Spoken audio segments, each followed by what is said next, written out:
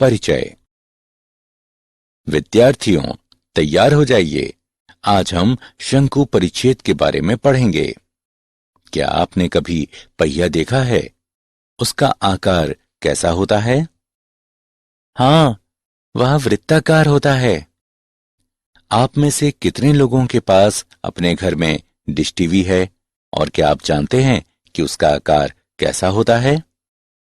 हाँ, वो परवलयाकार होता है। अच्छा, क्या आप जानते हैं कि पृथ्वी का सूर्य के चारों ओर घूमने का मार्ग क्या होता है? हाँ, वह दीर्घवृत्तीय होता है। तो अंततः कौन मुझे बताएगा कि इस वस्तु का आकार कैसा है? वह अति परवलयाकार है। इस पाठ में आप सीखेंगे कि इन आकारों का विश्लेषण कैसे करते हैं और विभिन्न वस्तुओं की परिकल्पना में इनकी क्या भूमिका है। उद्देश्य। इस पाठ के अंत में आप निम्न करने में सक्षम हो जाएंगे। दिए गए केंद्र के निश्चित बिंदुओं से होकर जाने वाले वृत्त का समीकरण ज्ञात करना। दिए गए मापदंडों की सहायता से परवलय का समीकरण ज्ञात करने और उसके अक्ष और नाभि के निर्देशांकों को दर्शाना। दिए गए मापदंडों की सहायता से दीर्घवृत्त का समीकरण ज्ञात करना। दिए गए मापदंडों की सहायता से अति परवलय का समीकरण ज्ञात करना। शंकु के परिच्छेद। किसी शंक्वाकार सतह को एक समतल द्वारा परिच्छेदित करने से प्राप्त वक्रों को शंकव यानी कॉनिक सेक्शन कहते हैं। हम जानते हैं कि शंकु एक सतह या एक ठोस आकृति है जिसे एक रेखा गुजारकर बनाया जाता है, जिसमें रेखा हमेशा एक समतल को प्रतिच्छेदित करती है, जिसे नियता कहते हैं, और जिन स्थिर बिंदुओं से होकर गुजरती है उन्हें शीर्ष कहते हैं। अब हम एक लंब वृत्तीय शंकु के विभिन्न परिच्छेदों की चर्चा करेंगे। एक लंब वृत्तीय शंकु का एक समतल द्वारा प्राप्त परिच्छेद, जो कि उसके आधार के समानांतर होता है, वृत्त कहलाता है। एक लंब वृत्तीय शंकु एक समतल द्वारा प्राप्त परिच्छेद, जो कि शंकु की जनक के समानांतर होता है, परवलय कहलाता है। एक लंब वृत्तीय शंकु एक समतल द्वारा प्राप्त परिच्छेद, जो कि किसी भी जनक के समानांतर नहीं होता और न ही शंकु के अक्ष के लंबवत और न ही समानांतर होता है, दीर्घवृत्त कहलाता है। एक लंब वृत्तीय शंकु एक समतल द्वारा प्राप्त परिच्छेद, जो कि शंकु के अक्ष के समानांतर होता है, अति परवलय कहलाता है। वृत्त। एक वृत्त एक समतल में सभी बिंदुओं का समुच्चय या सेट होता है, जो समतल में एक निश्चित बिंदु से समान दूरी पर स्थित होता है। वृत्त पर एक बिंदु से वृत्त के केंद्र की दूरी को त्रिज्या कहते हैं। वृत्त के समीकरण को इस तरह भी लिखा जा सकता है, जहां C H के वृत्त का केंद्र बिंदु है, R वृत्त की त्रिज्या है, A X Y वृत्त पर एक बिंदु है।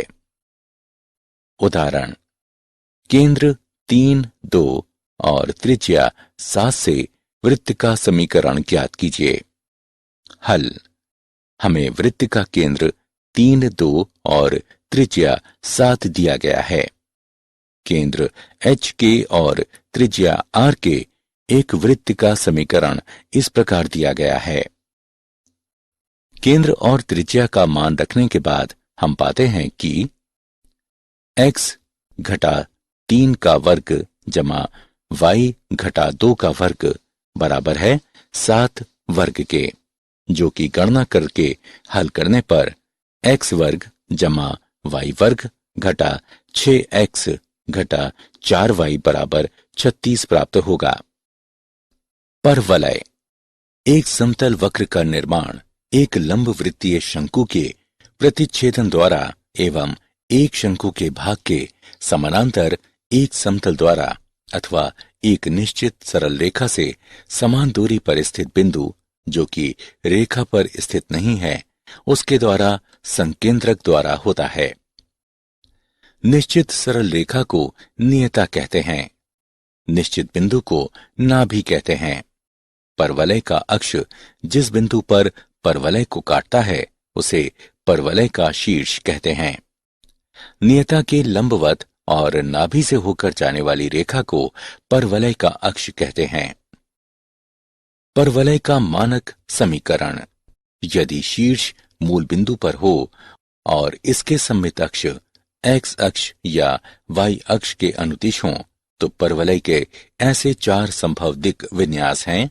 परवलय का समीकरण: y वर्ग बराबर 4ax, y वर्ग बराबर घटा 4ax, x वर्ग बराबर 4ay, x वर्ग बराबर घटा 4ay। परवलय की नाभि से जाने वाली और परवलय की अक्ष के लंबवत रेखाखंड जिसके अंत बिंदु परवलय पर हों, उसको परवलय की नाभि लंब जीवा कहते हैं। परवलय y वर्ग बराबर 4ax की नाभि लंब जीवा की लंबाई 4a है। उदाहरण: उस परवलय का समीकरण ज्ञात कीजिए जिसकी नाभि लंब जीवा 4 इकाई है, जिसका अक्ष रेखा 3x जमा 4y घटा 4 बराबर 0 है और शीर्ष की स्पर्शजया रेखा 4x घटा 3y जमा 7 बराबर 0 है। हल: माना कि P XY परवलय पर कोई बिंदु है। शीर्ष की स्पर्शजया के लंबवत PM और उसके अक्ष के लंबवत PN खींचें तथा PN वर्ग बराबर होगा नाभिलंब जीवा गुणे PM के। इसे समीकरण 1 से चिन्हित करें। अब PN बराबर अक्ष 3x जमा 4y घटा 4 बराबर 0 पर P XY से लंब की लंबाई है 3x जमा 4y घटा 4 बटे 9 जमा 16 का वर्गमूल बराबर 3x जमा 4y घटा 4 बटे 5। PM बराबर शीर्ष की स्पर्शजया A 4x घटा 3y जमा 7 बराबर 0 पर P XY से लंब की लंबाई 4x घटा 3y जमा 7 बटे 16 जमा 9 का वर्गमूल बराबर 4x घटा 3y जमा 7 बटे 5। नाभिलंब जीवा है 4। समीकरण 1 से 3x जमा 4y घटा 4 बटे 5 वर्ग बराबर 4 गुणा 4x घटा 3y जमा 7 बटे 5। 3x जमा 4y घटा 4 का वर्ग बराबर 20, 4x घटा 3y जमा 7। ये परवलय का अभीष्ट समीकरण है। दीर्घवृत्त: एक दीर्घवृत्त एक तल के उन बिंदुओं का समुच्चय है जिनका तल में दो स्थिर बिंदुओं से दूरी का योग अचर होता है। दो स्थिर बिंदुओं को दीर्घवृत्त की नाभियां कहते हैं। नाभियों को मिलाने वाले रेखाखंड के मध्य बिंदु को दीर्घवृत्त का केंद्र कहते हैं। दीर्घवृत्त की नाभियों से जाने वाला रेखाखंड दीर्घ अक्ष यानी मेजर एक्सिस कहलाता है, जिसकी लंबाई 2a होती है। केंद्र से जाने वाला और दीर्घ अक्ष के लंबवत रेखाखंड लघु अक्ष यानी माइनर एक्सिस कहलाता है, जिसकी लंबाई 2b होती है। दीर्घ अक्ष के अंत बिंदुओं को दीर्घवृत्त के शीर्ष कहते हैं। नाभियों की दूरी को 2c से निरूपित किया जाता है। दीर्घवृत्त की उत्केंद्रता दीर्घवृत्त के केंद्र से नाभि और केंद्र से शीर्ष की दूरियों का अनुपात है, अर्थात E बराबर C बटा A। दीर्घवृत्त का मानक समीकरण: यदि दीर्घवृत्त का केंद्र मूल बिंदु पर हो और नाभियां x अक्ष या y अक्ष पर स्थित हों, तो ऐसे दो दिक् विन्यास हैं। x वर्ग बटा ए वर्ग जमा वाई वर्ग बटे बी वर्ग बराबर 1। एक्स वर्ग बटे बी वर्ग जमा वाई वर्ग बटे ए वर्ग बराबर 1। दीर्घवृत्त के नाभिलंब जीवा की लंबाई एक्स वर्ग बटे ए वर्ग जमा वाई वर्ग बटे बी वर्ग बराबर 1 घटा 2b वर्ग बटे ए है। उदाहरण, यदि नाभिलंब जीवा की लंबाई नाभियों के बीच की दूरियों के बराबर हो तो दीर्घवृत्त की उत्केंद्रता ज्ञात कीजिए। हल, नाभियों के बीच की दूरी बराबर नाभिलंब जीवा की लंबाई का 2ae बराबर 2b वर्ग बटे ए अथवा ae बराबर ए वर्ग 1 घटा ई वर्ग बटे ए अथवा ई बराबर 1 घटा ई वर्ग अथवा ई वर्ग जमा ई घटा 1 बराबर 0।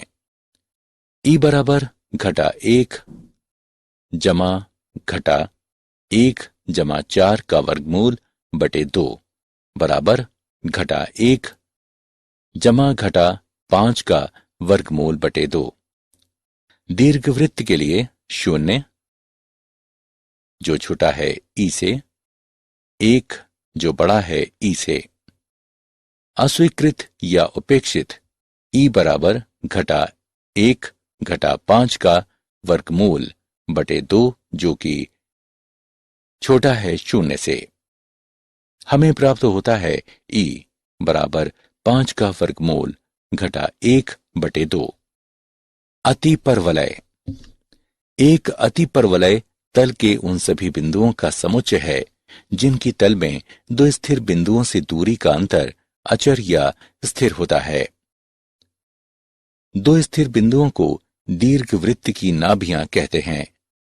नाभियों को मिलाने वाले रेखाखंड को अतिपरवलय का केंद्र कहते हैं। नाभियों से गुजरने वाली रेखा को अनुप्रस्थ अक्ष यानी ट्रांसवर्स एक्सिस कहते हैं। इसकी लंबाई 2a होती है। अनुप्रस्थ अक्ष के लंबवत और केंद्र से होकर गुजरने वाली रेखा को संयुग्मी अक्ष यानी कॉन्जुगेट एक्सिस कहते हैं। इसकी लंबाई 2b होती है। अतिपरवलय अनुप्रस्थ अक्ष को जिन बिंदुओं पर काटता है उन्हें अतिपरवलय का शीर्ष कहते हैं।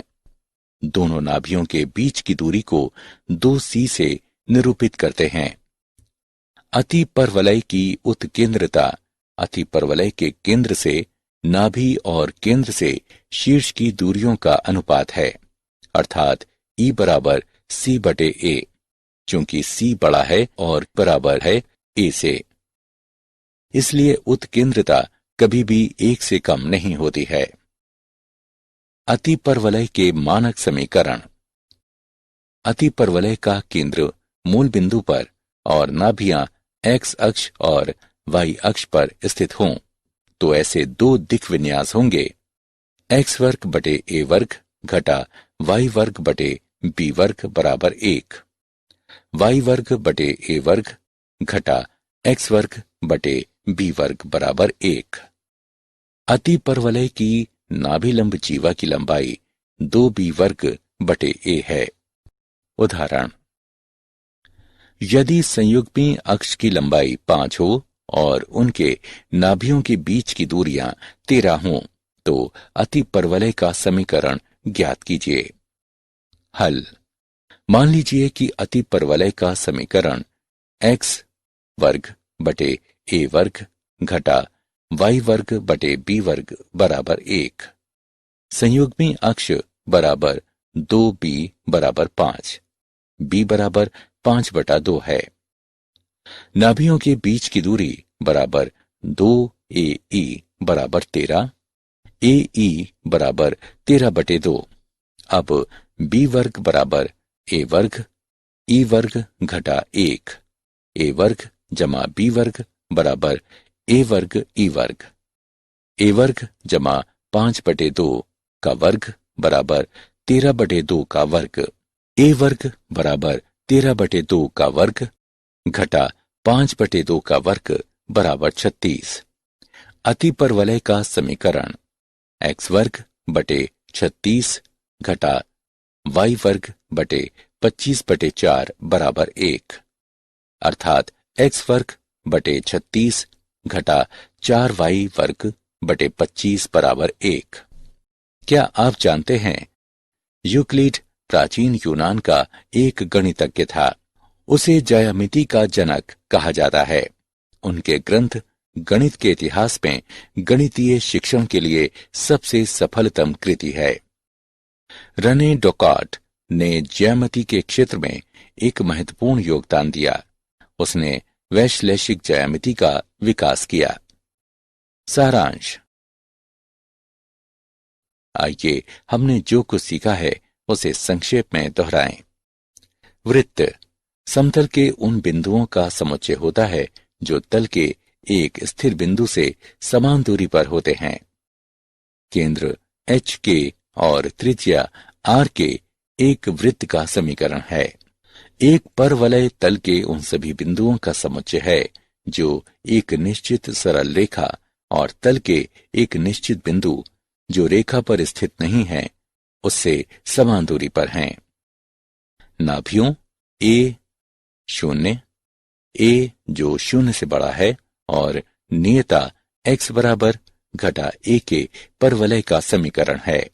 परवलय की नाभि से जाने वाली और परवलय की अक्ष के लंबवत रेखाखंड जिसके अंत बिंदु परवलय पर हों उसको परवलय की नाभि लंब जीवा कहते हैं। परवलय y वर्ग बराबर 4ax के नाभि लंब जीवा की लंबाई 4a है। एक दीर्घवृत्त तल के उन बिंदुओं का समुच्चय है जिनका तल में दो स्थिर बिंदुओं से दूरी का योग अचर होता है। x अक्ष पर नाभि वाले एक दीर्घवृत्त का समीकरण है। दीर्घवृत्त की नाभियों से जाने वाली और दीर्घ अक्ष पर लंबवत रेखाखंड जिसके अंत बिंदु दीर्घवृत्त पर हों उसको दीर्घवृत्त का नाभि लंब जीवा कहते हैं। दीर्घवृत्त की नाभि लंब जीवा की लंबाई है। एक अतिपरवलय तल के उन सभी बिंदुओं का समुच्चय है जिनकी तल में दो स्थिर बिंदुओं से दूरी का अंतर अचर होता है। x अक्ष पर नाभि वाले अतिपरवलय का समीकरण है। अतिपरवलय की नाभियों से जाने वाली और अनुप्रस्थ पर लंबवत रेखाखंड जिसके अंत बिंदु अतिपरवलय पर हों उसको अतिपरवलय की नाभि लंब जीवा कहते हैं। अतिपरवलय के नाभि लंब जीवा की लंबाई है।